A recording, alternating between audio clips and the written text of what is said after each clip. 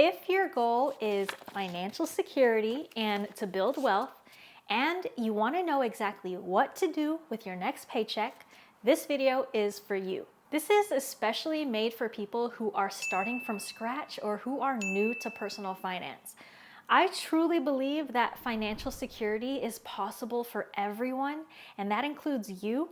But for some people, if you didn't come from money, it's going to take the right amount of know-how, the right amount of consistency, and some organization. My name is Lissa Prudencio. I'm a personal finance expert and an accredited financial counselor. And I am someone who used to live paycheck to paycheck. It was really bad. I made this much money and then I spent this much money, sometimes this much money.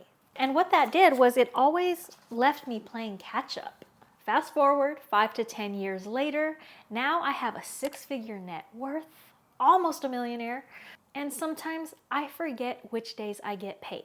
This is not because I'm disorganized, but it's because I have a plan for my money. I am so used to my payday routine that a lot of it is automated and I don't have to make big decisions every time new money comes in.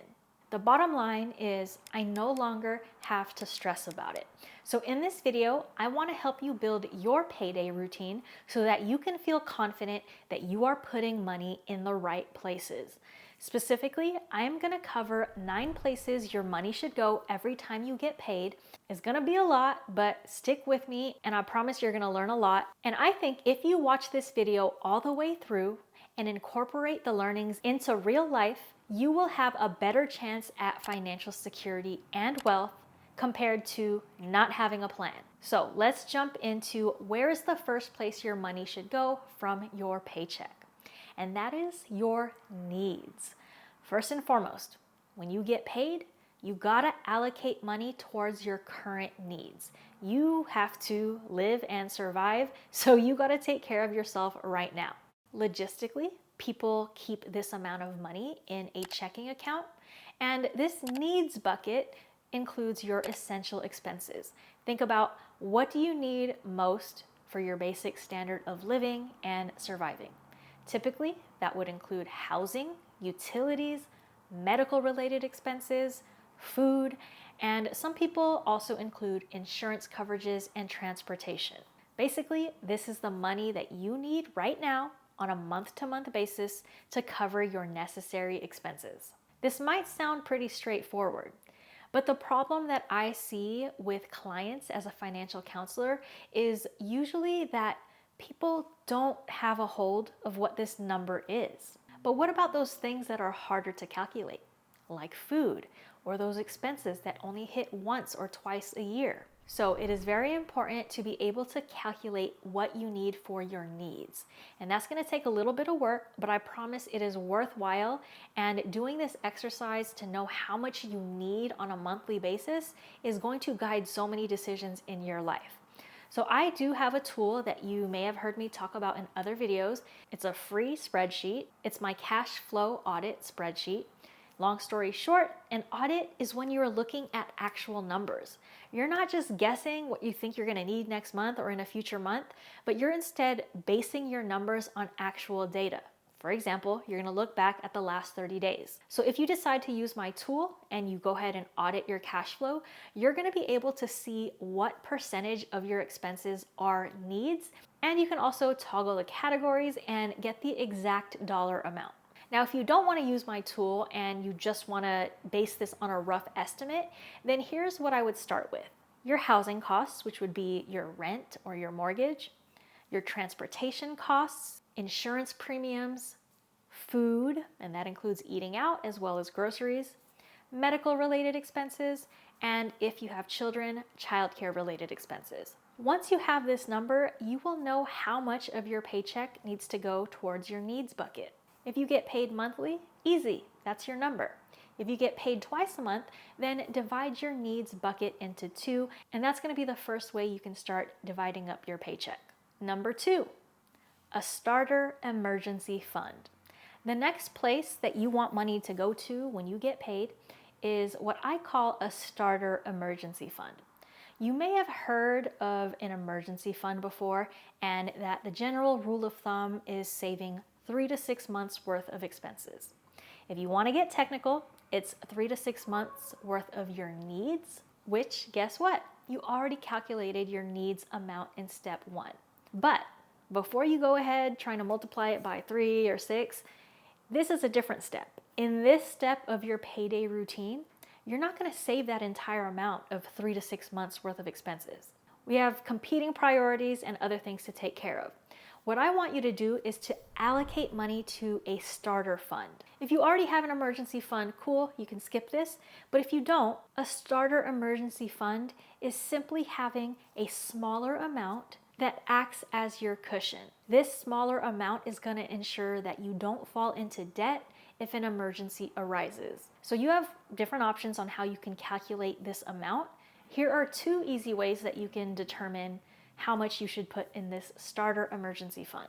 You can take your monthly needs amount, that's the amount you calculated in step 1, how much money you need on a monthly basis for your basic standard of living, and you can either use that number, or even better, I would multiply that number by 1.5 or maybe 2.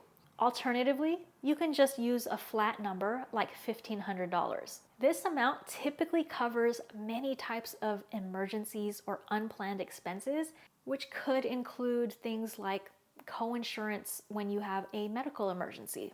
So there is no one straight answer of what number you should be shooting for. You should adjust the number as you see fit, but generally just know right now all we're doing is having a smaller target than a fully baked emergency fund. Now in terms of using your paycheck towards this, I believe it's a high priority on payday to put money from your paycheck into this bucket. Logistically, keep it in a high yield savings account. What this is going to do is it's going to be a small cushion that's going to prevent you from taking on debt or to falling into cycles of living paycheck to paycheck because of life's unexpected expenses. So from a prioritization point of view, build it up as soon as you can. Number 3 on the list, what should you do on payday? Put money towards high interest debt. I alluded to debt a few seconds ago, which is what people tend to get into when they don't have emergency funds and they don't have safeguards in place.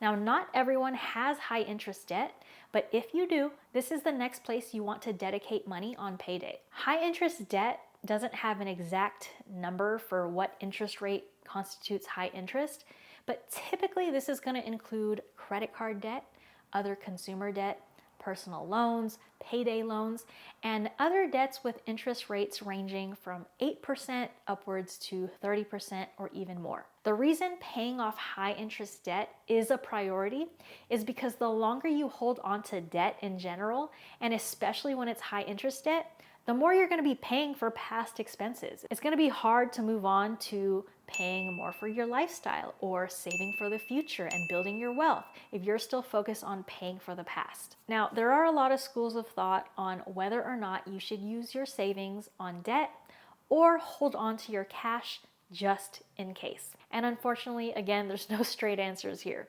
From a financial standpoint, typically, you want to use your money, if it's sitting in a savings account, towards paying off debt, especially high interest debt. With a slight note, you don't want to use your emergency fund money, not your starter emergency fund money. The reason for this is you might be paying more in interest on your debts than what you're earning in savings. So if you leave money in a savings account and you're just holding on to your debt, you're technically losing more money in the long run. But I just want to point out that if you don't want to be in a cycle of living paycheck to paycheck and your goal is actually to reach financial security, then this is just one of those things you have to prioritize. So if you can do these things simultaneously, building up your starter emergency fund, paying down your high interest debt, and most importantly, avoiding taking on new debt, this is all going to help set yourself up for more success when it comes to really building your wealth. Now, if you need help figuring out how to attack your debt and how much you should put towards your debts, check out my video on how to pay off debt. Additionally, I'll drop my debt payoff spreadsheet template in the description, which could also help you out. All right, number 4 on your payday routine, tax advantaged accounts. For most people, the next best place to allocate your paycheck is towards tax advantaged accounts. Let's talk about this real quick. What does tax advantage actually mean? People throw that term around all the time, and we're like, yeah, of course we want to pay less in taxes. But what does it actually mean? There are accounts that can offer tax advantages, and not all of them are the same. So let's give some examples. Number one, tax deferral. When you have an account that allows you to defer taxes, this doesn't mean you escape income taxes completely, but it means you can push it out until later, sometimes way later, right? Sometimes it's not until retirement that you'll have to pay taxes. So generally, this is a good thing because it keeps your adjusted gross income low, which means it keeps your taxable income lower, and therefore your taxes due are lower. You're going to pay less taxes in the current year. But there's another benefit. Let's say you use a tax deferred account, and based on how much you put in it, it ends up reducing your tax liability by $500 this year. And for simplicity, let's just say that it means you have $500 more in your tax refund. You've saved $500 on taxes. Now you have an extra $500 that you can do whatever you want with. But the real power here that you have is you have the money in your hands now. What you do with that extra money right now, today, is going to determine how much wealth you can build in the future. If you invest that $500 today, it's gonna grow and be worth so much more in the future depending on what you invested in. So an example of this type of tax deferred account is a 401k or a traditional IRA. Moving on, another example of a tax advantaged account is an account that offers tax-free growth. So what this means is not that you'll save in taxes today. You're not going to lower your tax liability today, but instead, if you utilize an account with this feature, your investments will grow over time, and that growth is not going to be taxed as it grows, and there may be opportunities to take it out later at a future date without any taxes associated with it. An example of this is the very popular Roth IRA account. Now, quick asterisk, quick side note, before you utilize any of the accounts I'm mentioning as examples, please do your own research to see if you're eligible for these accounts or if they are the right accounts for your situation. I'm so tired of seeing blanket financial advice on the internet, and it can end up hurting people in the long run. I think people's intentions are mostly good, but just make sure you do your own research before you follow something that you heard on the internet. I know it's ironic because I'm doing the same thing. I'm on the internet telling you what to do with your money, but story for another day. All right, and then the last example I have of a tax advantaged account is a special purpose account. So you might have heard of health savings accounts or maybe educational savings accounts, such as a 529 plan. Now these accounts have their own very specific rules on how they work. So again, make sure you do your research. But the point is, they have benefits that might allow you to save on taxes, whether that's now or in the future. For all of these tax advantaged accounts, the key to really building wealth as a result of utilizing these accounts is prioritizing these accounts for tax savings, and then any savings that you have from them, you invest that money. If you just save more money on taxes and then spend on things, it's not going to help your future goals of building wealth. Somewhere in between there's balance, right? You can use your extra money to buy things now in your current life, but you want to prioritize the future as well. Finally, if your employer offers you a match in any of these types of accounts, think about contributing into those accounts so that you get that match. That is basically a free or guaranteed return on your investment if your company is willing to give you more dollars just for contributing money yourself. All right, we are moving along to number 5. What happens next in your payday routine? That is to build up your full emergency fund. So your needs are covered. You've saved up for your starter emergency fund, so you have a little bit of peace of mind. You've paid off your high interest debt, and you've started contributing to tax advantage accounts. Now what? Now is when we build your full emergency fund. Once this is built, this is going to be your financial cushion that is going to save you from any major financial emergency in your life. So think about health-related issues, family-related issues, pet-related issues, other unexpected emergencies, or a loss of income. If you get laid off, if you're not able to work for some reason, if something happens to your main income source or one of your income sources. This emergency fund is going to help you get through all of those needs in life. So to calculate how much you should save for your emergency fund, you are going to multiply your monthly needs, your monthly expenses, by 3 months, 6 months, or 12 months, or somewhere in between. There are a lot of rules of thumb out there on what constitutes enough in an emergency fund. So I'm going to give you some of those common rules of thumb, but I want you to know that it's really just going to depend on your unique life situation. It's going to depend on your financial needs or how much peace of mind you want. Generally, a lower amount is needed if you have a relatively stable financial situation, and you're going to want a higher amount if you have a more risky or volatile financial situation. Anything beyond 12 months tends to be a lot and tends to be excessive, because by then you should be investing your money in most circumstances. Spoiler alert, we're going to talk about that next. So here are some general rules of thumb when it comes to your emergency fund. Aim for 3 months worth of expenses if you have a dual income household. The logic is if something happens to one of you, that the other partner is still going to be able to support your household. Now, obviously, there's nuance, because if one person makes way more than the other, it might be a trickier situation. You can also aim for a 3-month emergency fund if you have more stable income. Now, who should aim for 6 months worth of expenses in their emergency fund? Typically, you'll want this for single income households, for households with dependents, people who are self-employed or freelance workers, anyone who has higher monthly expenses, etc. Now, who should be saving up to 12 months worth of expenses? Well, like I said earlier, the more volatile your financial situation is, the bigger cushion you might want. So this can be anything from people working in unstable industries who are always laying people off, maybe business owners, people who have irregular income or seasonal income. It could be caregivers, especially those who are sole providers. So you generally get the gist. Find your number and start saving towards that. Well, we have 4 buckets to go, 4 more things that you can do with your paycheck money. But quick intermission.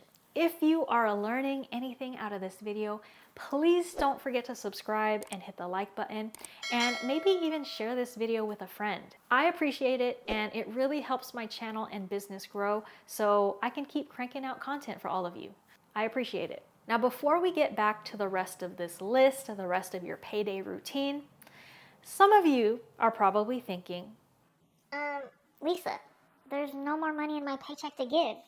How are there still 4 more things on the list? When do I actually get to use my money for fun things? well, remember, this video is your payday routine optimized for wealth building. This video is tailored for those of you whose goals are to build wealth and you're maybe starting from scratch. With that said, you can do whatever you want. Don't let me stop you from spending money on your lifestyle and prioritizing some of that over building wealth. It's not black and white, right? You're gonna have to figure out what works best for you. I'm just here to give you a little bit of guidance on what you can do and what you should do if your absolute goal is to build wealth for the long term. And here's the thing. Even if you don't feel like you have enough money to put in all of these buckets, at some point in the future, you will have extra cash flow. You are going to have more money. You're going to make more money. You're going to get windfalls. Let's manifest some windfalls for you. And more importantly, once you have completed things like your emergency fund and paying off all of your high interest debt, that becomes extra cash flow that you can dedicate to these next steps. So again, if things are feeling tight right now and you're like, This payday routine is too long. There's too many things I gotta allocate money for. not all of this has to be done all at once. It's just better that you know what these things are. All right, we got 4 to go. Now for these next 4, I'm gonna show them all to you and then I'm gonna explain them individually, because for these 4, there's actually no perfect order for them. You can choose to go down the list. You can choose to prioritize one over the other 3. You can choose what you want, because it's really gonna depend on what your goals are. So here they are. Number 6 on the payday routine, short-term savings goals. This is what you're going to prioritize if you have big ticket expenses in the next couple of years. Think buying a car, buying a home, having a child, moving cross country, etc. Number 7, taxable investments. You're going to prioritize this if your primary goal is to build your asset portfolio and your long-term wealth, and maybe even if your goal is to retire early. Number 8, low interest debt.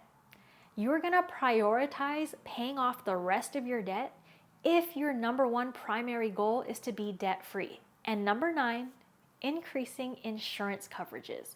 This is what you're going to prioritize next if your goal is to further reduce your financial risk, which gives you more peace of mind and gives you more of a cushion in case life happens. So I'm going to cover each one of these briefly in a little more detail, and then you'll be on your way. You'll know exactly what to do next time you get paid. Number 6, short-term savings goals.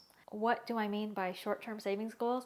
Well, if you have any major life goals in which you'll need money in the next few years, you want to start prioritizing saving for them. A lot of people already naturally do this and put money into a savings account for it, but this is important, so it's worth calling out. Generally, you want to look into accounts that are cash or cash equivalents and generally considered to be safe. This can include high yield savings accounts, certificates of deposit, money market accounts, etc. The logic behind where you keep this money for your short-term savings is that you want to get a small return, like from interest, without having to take on too much risk. Now you can totally skip this step of putting money aside for short-term savings goals in relatively safer places. A lot of people do this if they just want to go straight to investing so that they can make money on their money.